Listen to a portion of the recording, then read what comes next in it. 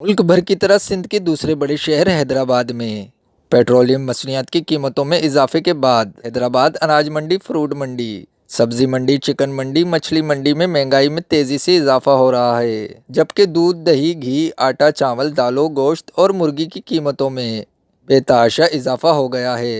हैदराबाद के शहरी जो कि पहले ही महंगाई से परेशान थे, नई महंगाई को आखिरी हद करार दे दिया।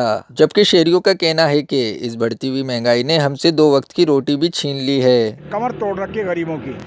जो 10 रुपए की रोटी मिलती थी अब 15 रुपए की रोटी है। अब हम जिसके 8 बच्चे हों वो सारा दिन मजदूरी 500 रुपये करे तो वो कैसे अपने बच्चों को किफ़ालत कर सकता है। पेट्रोल देखो तो 150 रुपये लीटर। सालन मांगने आओ तो सालन की क्या कीमत है कि जी 40 रुपये का। चीनी 150 रुपये किलो, 150 रुपये किलो। घी 300 रुपये किलो।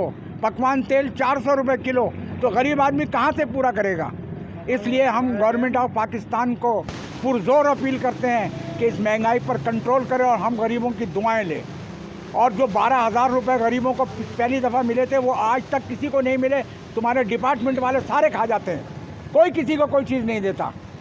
लिहाजा निगाह करम करो, मुल्क पाकिस्तान की महंगाई को ख़त्म करो।